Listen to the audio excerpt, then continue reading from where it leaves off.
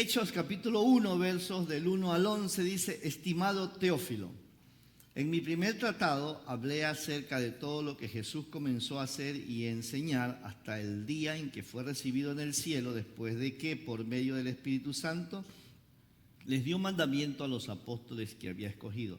Solo para ponerlo en contexto, Lucas, que es el que escribe el libro de los Hechos, está refiriéndose al Evangelio de Lucas cuando habla en mi primer tratado.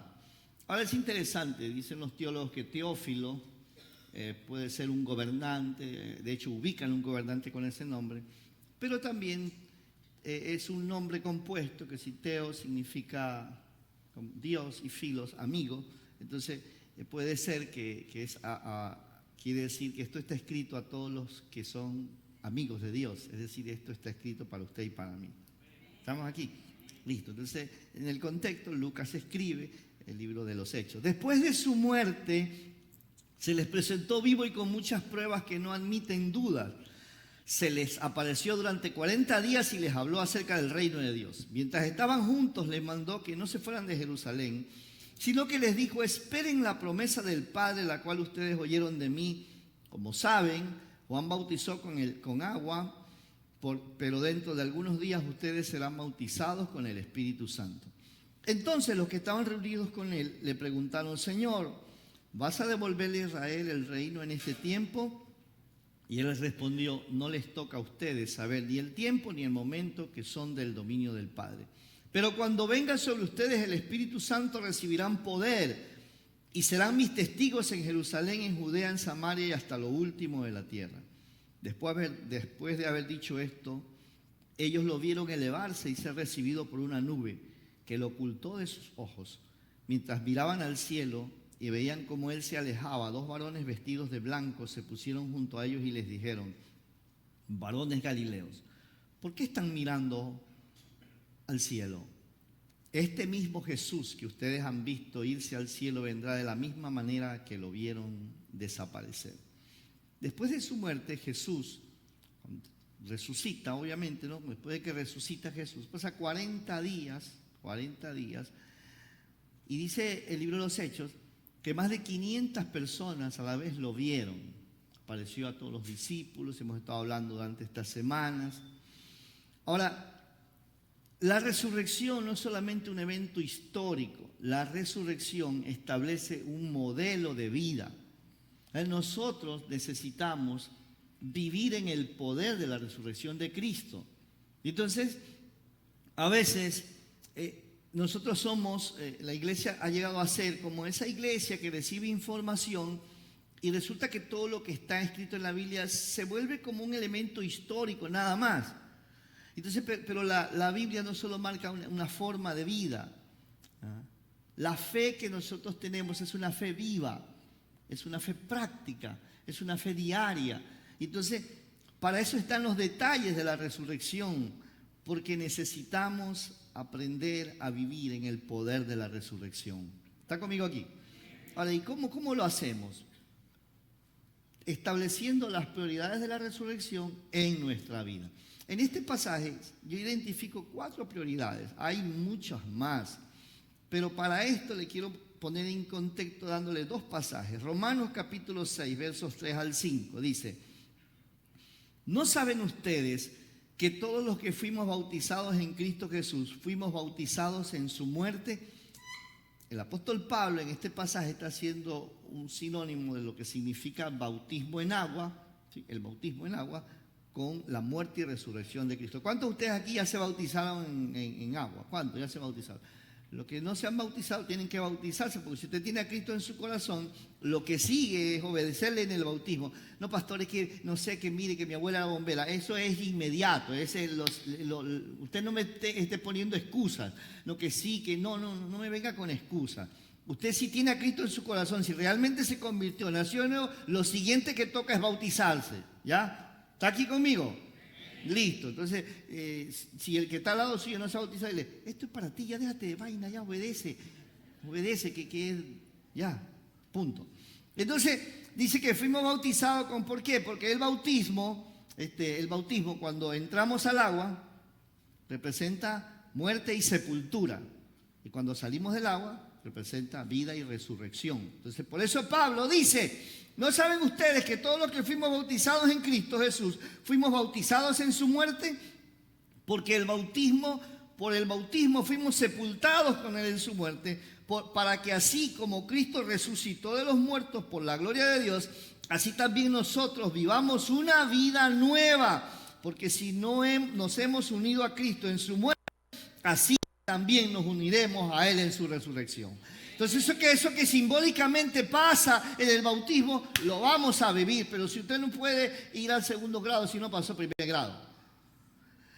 Filipenses 3:10, a fin de conocer a Cristo, dice Pablo a Filipenses, y el poder de su resurrección, y de participar de sus padecimientos para llegar a ser semejantes a él en su muerte. Vivir en el poder de la resurrección y ser semejantes a él en su muerte. Pablo estaba pensando y él creía, de hecho Pablo anhelaba, ¿no? Dicen los estudiosos de la Biblia que Pablo anhelaba morir como Jesús.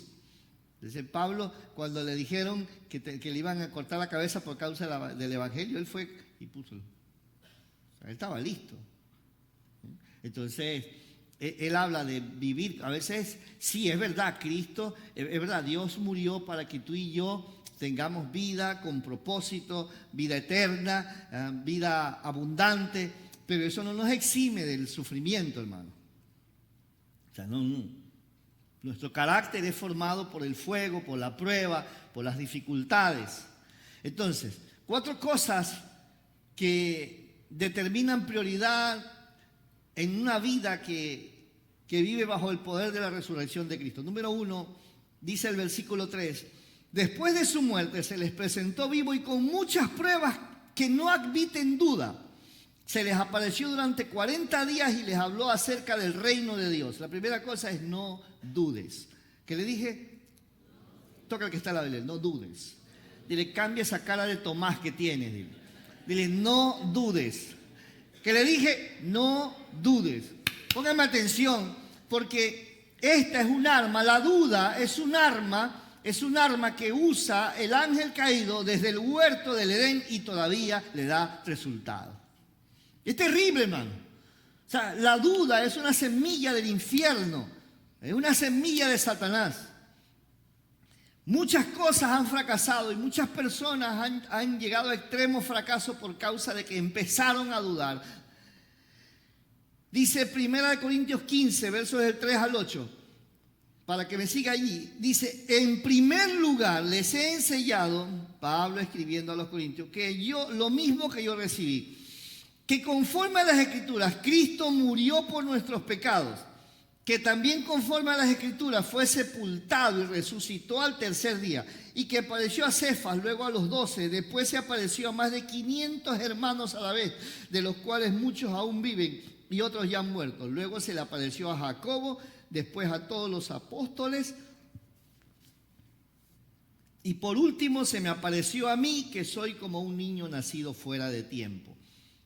Escúcheme, hermano, en la Biblia hay suficiente documentación en la historia, hablada, contada, todo, hermano, todos los argumentos, todas las pruebas de que Cristo murió y Cristo resucitó.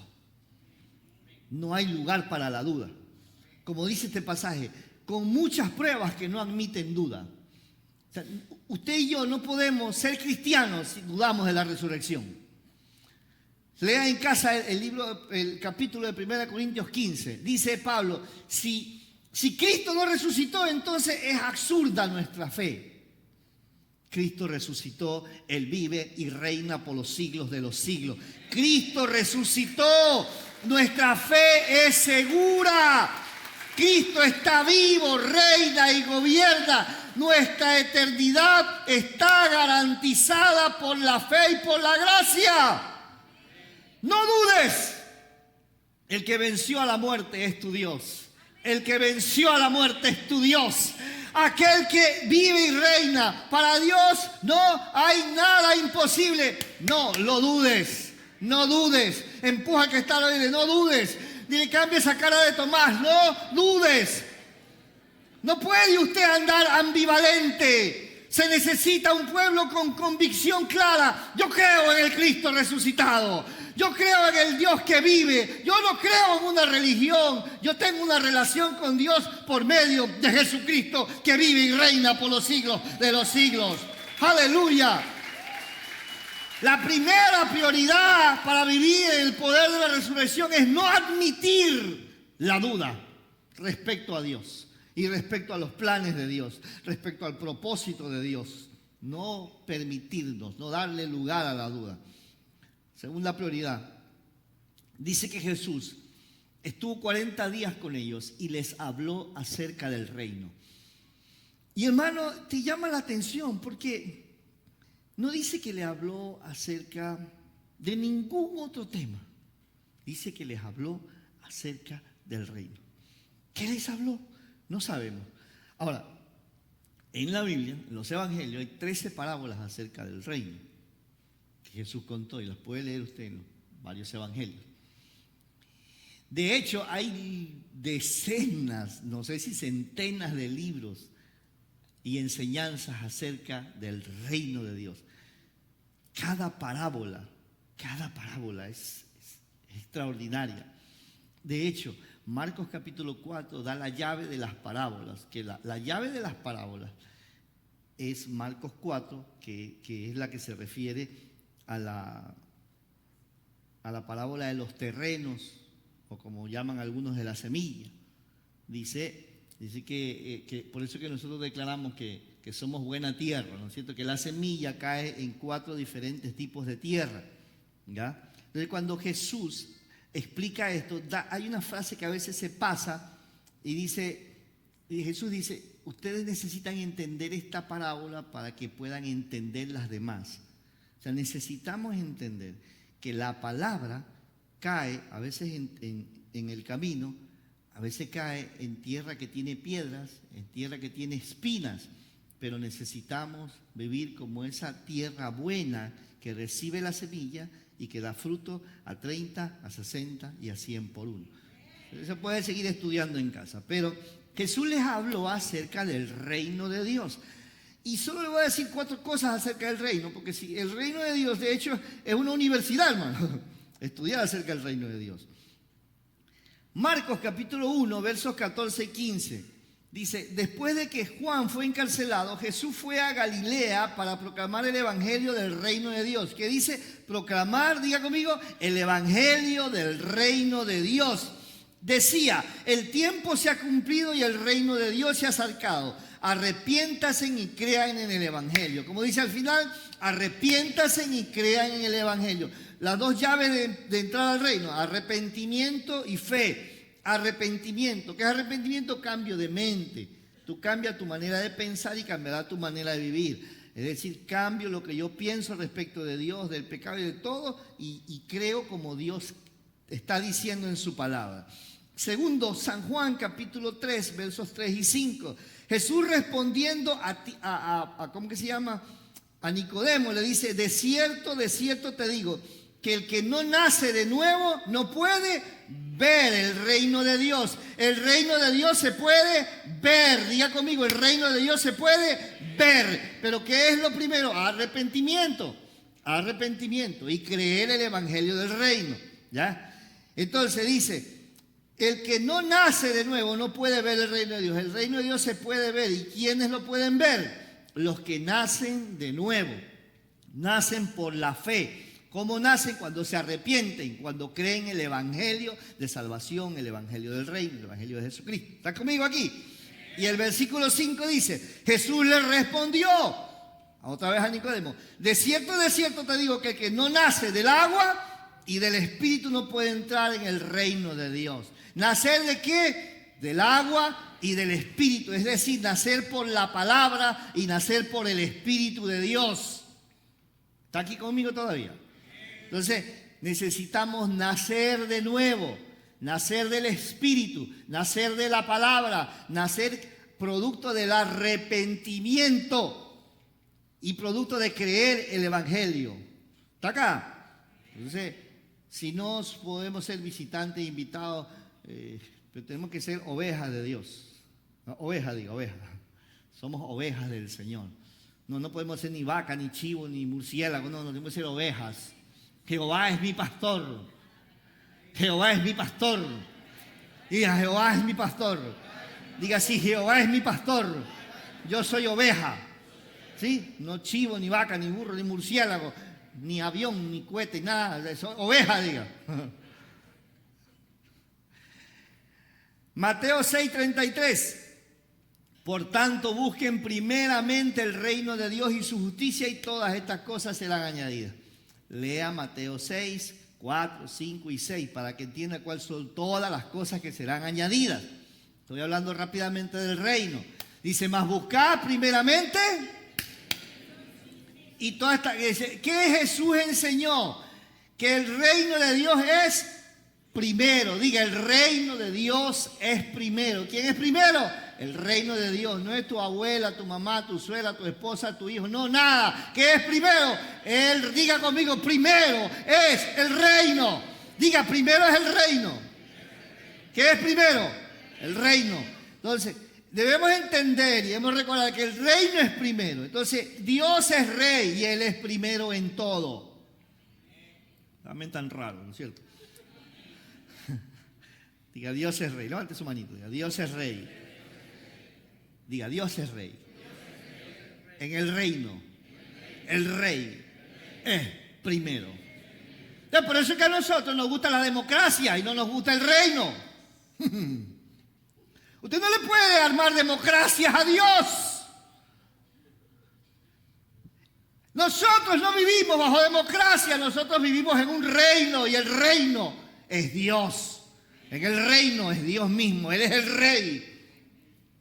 Mira, Señor, es que yo opino, que es que lo que tú dices, nada, que tu opinión, escúchame, hermano, nosotros no tenemos opinión en el reino, nosotros somos en el reino, somos para obedecer.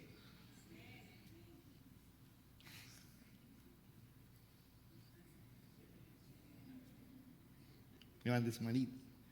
Diga, yo en el reino estoy para obedecer. Diga. No es esa cosa rara que sí, que nada.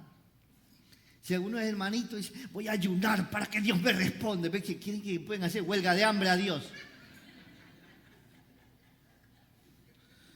Sí, es que algunos tienen malentendido el ayuno, hermano. Voy a ayunar para que Dios me responda. ¿Y qué estás pidiendo? Y quieren hacerle huelga de hambre a Dios. Y después se enojan con Dios. No entendiste el reino. En el reino nosotros hacemos lo que el rey dice. Cuando yo era muchacho, cuando era niño, que mi madre me llevaba a la iglesia, al templo, a mí me gustaba un juego que se llamaba El Rey Pide. Pero era chévere porque tú te sentabas y a veces te tocaba a ti y el rey pide y tú eras el rey, ¿no es cierto? Y tú pedías lo que tú querías y te pedías cosas raras ahí. Y te sentías pero así. Eso es los jueguitos, hermano. Jueguitos de niños. Pero aquí en el reino de Dios, estamos para obedecer. Y dice que el reino tiene que ser nuestra prioridad. Diga el reino primero. Y es por eso que a veces no podemos vivir conforme a lo que Dios dice. ¿Por qué? Porque queremos inventar cosas, hermano. Diga el reino es primero. Nosotros necesitamos buscar el reino de Dios y su justicia, no nuestra justicia. Su justicia. Mateo 6:33. Dos cosas más del reino. Romanos 14:17. Porque el reino de Dios no es cuestión de bebida ni comida, sino de ¿qué? Justicia, paz y gozo en el Espíritu Santo. Ay, ¿qué es el reino? Justicia en el Espíritu Santo. Eso es el reino. No tiene nada que ver con comida ni bebida, hermano.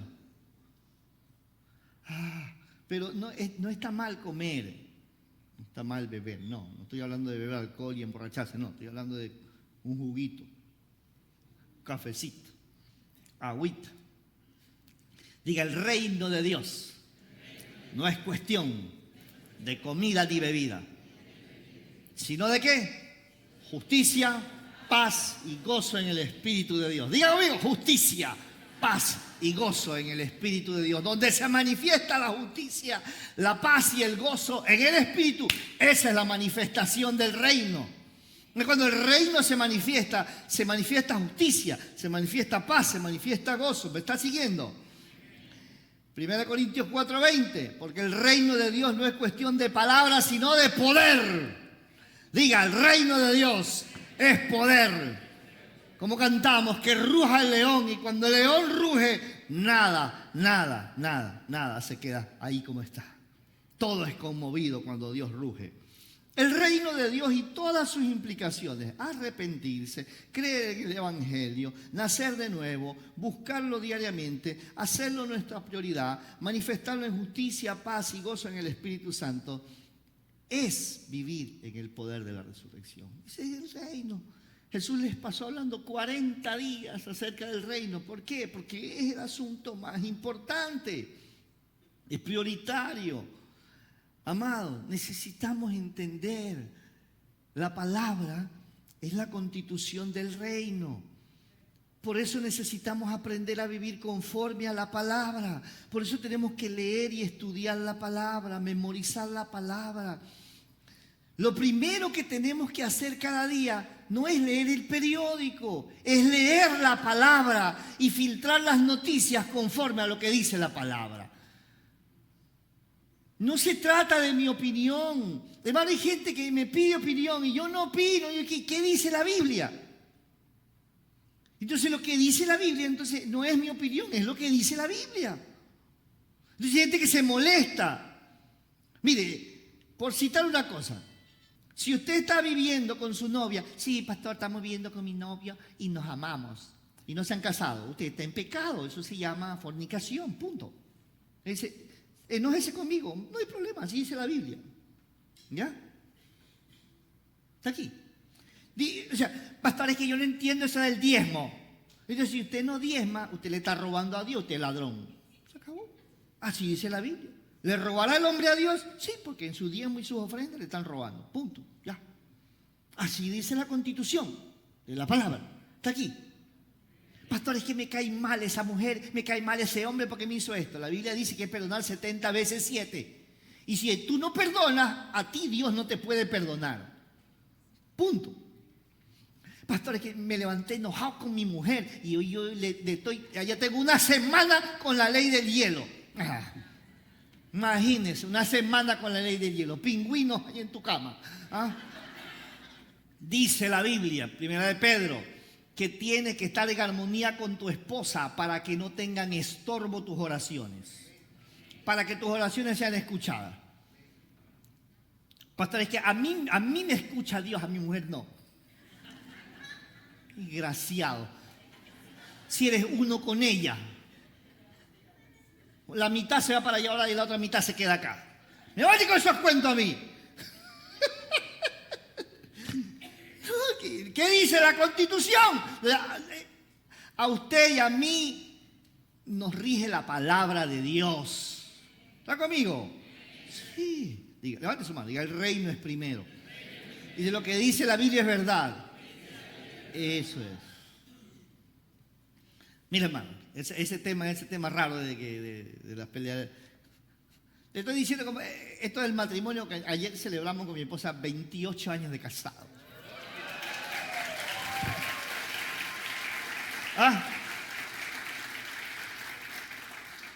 Y ella me consintió todo el día, me llevó hasta un restaurante a comer.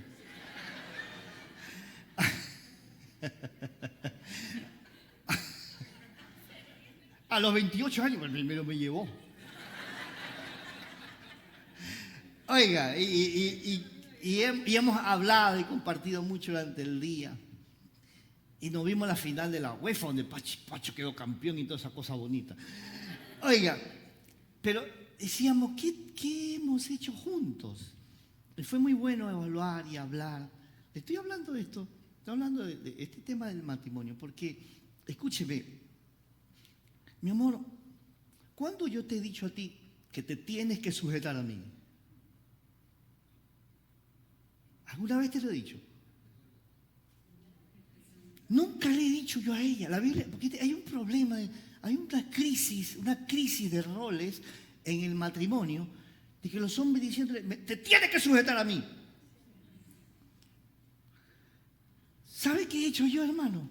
No ha sido fácil, pero yo lo que todos los días procuro sujetarme a Cristo y amar a mi esposa aunque a veces sea difícil.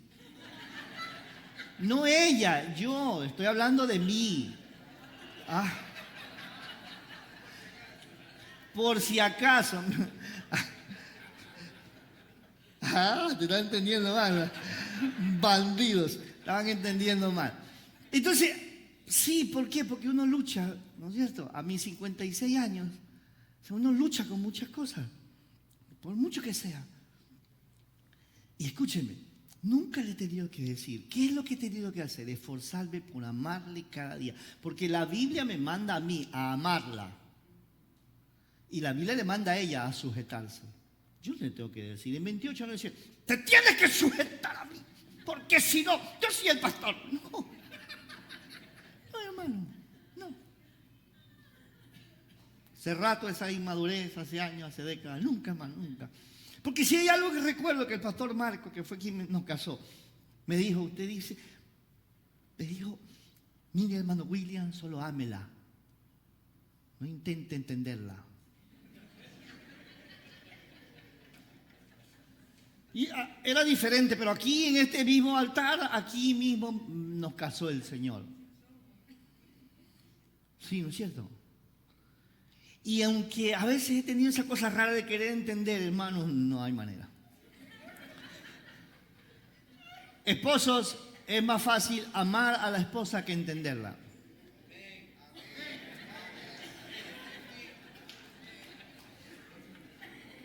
Y cuando la amas, ella se sujeta a ti. Esposa, ¿es así o no es así? Claro, ¿por qué se sujeta? Porque se siente protegida, cuidada, porque sabe que es amada. Entonces, solo obedece la Biblia, la parte que te toca a ti, y déjale que ora para que ella obedezca también, pues. Porque tú no eres más que el Espíritu Santo, mujeres, ni varones, no somos más que el Espíritu Santo. Y entonces tengo 56 y 28 con ella, media vida. O sea que mi vida antes de Lourdes y mi vida después de Lourdes. ¿De qué estábamos hablando? Tercera cosa, estamos hablando, el reino es prioridad. Diga conmigo, el reino es prioridad. Y le dije todo esto porque en el reino la constitución es la palabra. Si nosotros nos esforzamos para vivir conforme a la palabra, entonces, hermano, lo demás fluye. Y nos pusimos a contar las peleas. Algunas peleas me hubiera gustado tenerlas antes. Sí, para haberlas ganado antes. Pero Dios nos ha dado 3 hijos, 2 están con nosotros y 1 está con el Señor. Pero hermano, yo te digo, porque yo estuve del otro lado también, lejos de Cristo, haciendo mi vida a mi manera, sin considerar su palabra. Hermano, es mejor servirle a Dios, seguirle a Él, amarlo a Él. Algunas cosas no van a salir como tú quieres, pero ¿sabes qué? Cuando avances, perseveres, vas a ver el resultado y el fruto en tu vida. Te está hablando alguien aquí que tiene 25 años, va a cumplir sirviéndole al Señor como pastor. Y he visto decenas y decenas de matrimonios que han sido transformados por el poder de Dios. Y he visto vidas crecer.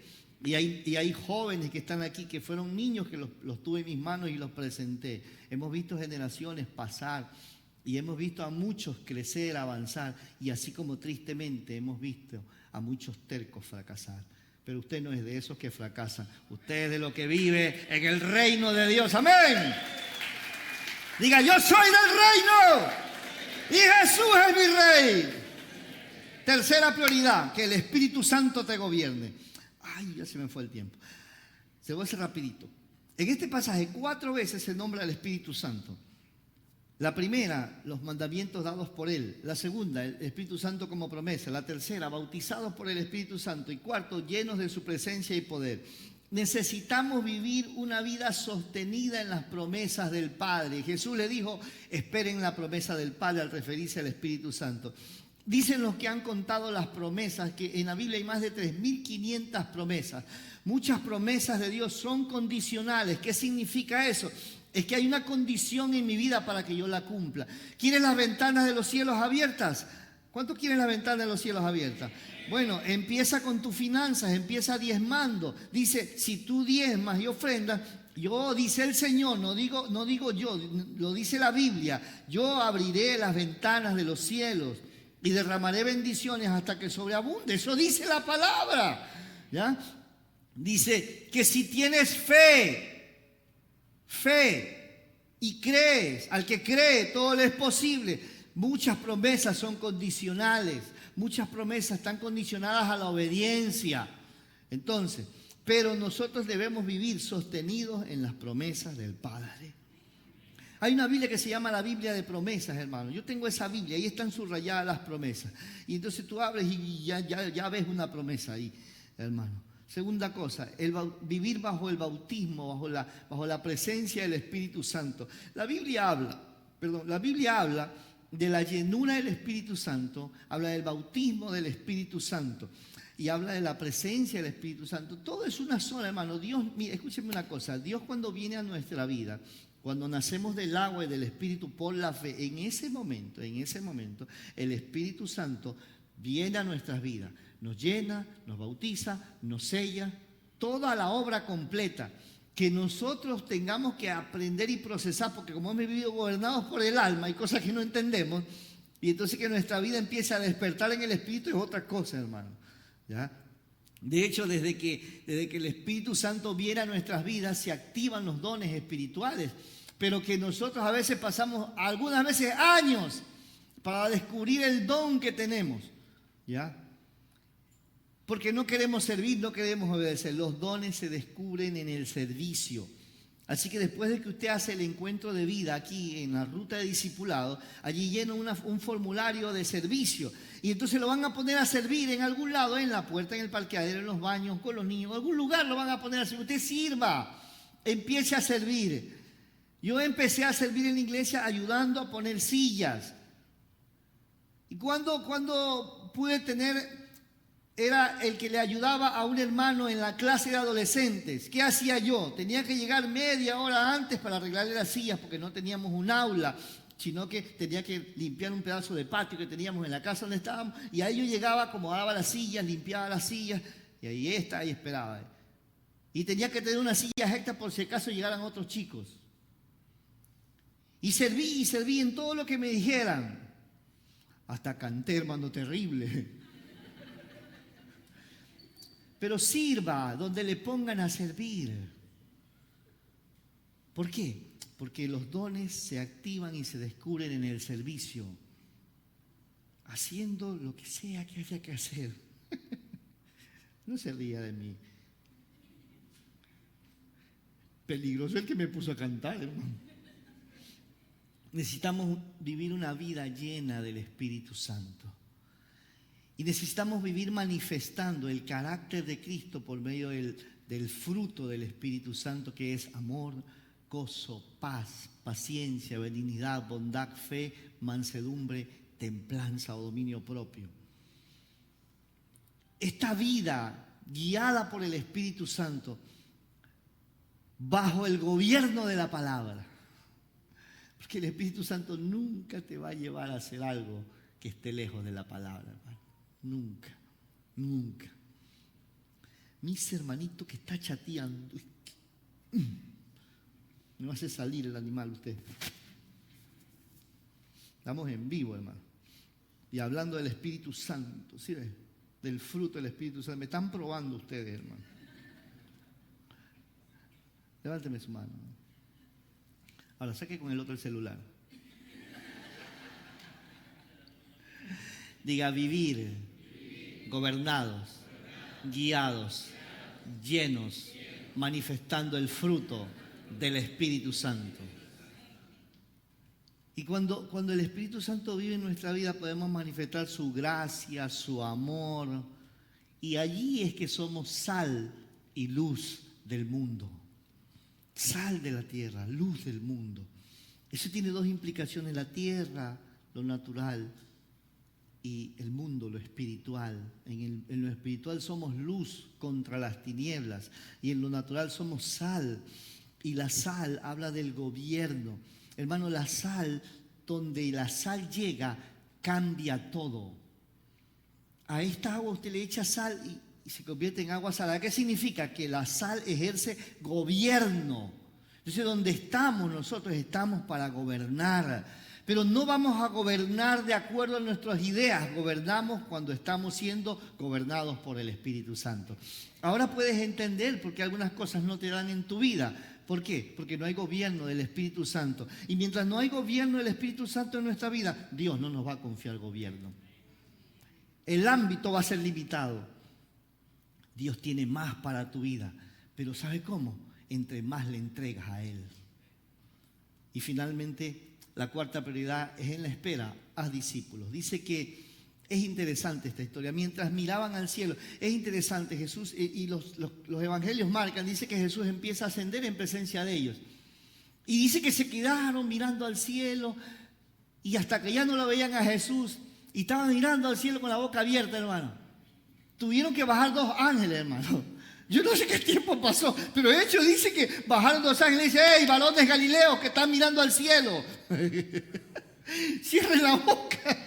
Hermano, si no bajan los ángeles todavía estuvieran mirando al cielo los discípulos, porque se parecen a nosotros, hermano. ¿Ah? Sí, a veces solo estamos mirando al cielo. ¿Qué es lo primero que dice? ¡hey! Este mismo Jesús, diga conmigo, este mismo Jesús. Note eso, este mismo Jesús que han visto ascender al cielo volverá. Hermano, vivir en el poder de la resurrección es vivir también confiados, esperando la segunda venida de Cristo. Y entonces les dice, ¿no? Varones galileos, dejen de mirar al cielo. Hermano, deja de estar mirando al cielo. Manifiesta el reino de Dios aquí. Por eso la oración empieza: Padre nuestro, que estás en los cielos, santificado sea tu nombre. Ahí dice: venga tu reino. Deje de estar mirando al cielo, traiga el cielo a la tierra. Hay que traer el cielo a la habitación, hay que traer el cielo a la familia, hay que traer el cielo al trabajo, hay que traer el cielo a la comunidad. ¡Venga tu reino! Y luego les dice: vendrá de la misma manera que se fue. Pero ustedes, cuando reciban el Espíritu Santo, me serán testigos en Jerusalén, en Judea, en Samaria y hasta lo último de la tierra. Y en Mateo dice: por tanto, vayan y hagan discípulos a todas las naciones, bautizándoles en el nombre del Padre y del Hijo y del Espíritu Santo, enseñándoles a obedecer todas las cosas que les he mandado, y aquí estoy con ustedes todos los días hasta el fin del mundo. Y en Marcos dice, y para esto, y será predicado el evangelio del reino en todas las naciones, y el que cree y sea bautizado será salvo, pero el que no cree será condenado. Y estas señales seguirán a los que viven, a los que creen, dice, echarán fuera demonios, tocarán a los enfermos y se sanarán, cogerán serpientes y serán mordidos, pero no van a morir.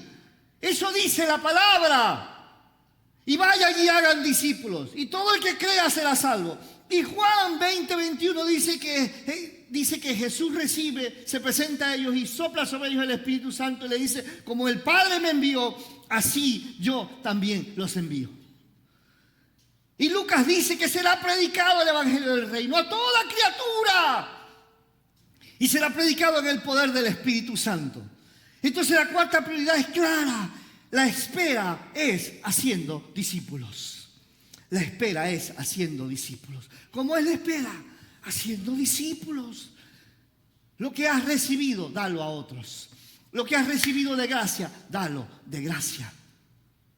Entonces, mira, hermano, las 4 prioridades del reino es: no dudes. No dudes. Vive el reino de Dios en tu vida cada día. Vive gobernado por el Espíritu Santo y vive haciendo discípulos hasta que Cristo venga. Eso es, hasta que Cristo venga. De eso habla la tumba vacía. ¿Se acuerdan del sudario? ¿Del sudario doblado? ¿Qué representaba? Volverá. Pero ese volver no es como esos que estaban ahí.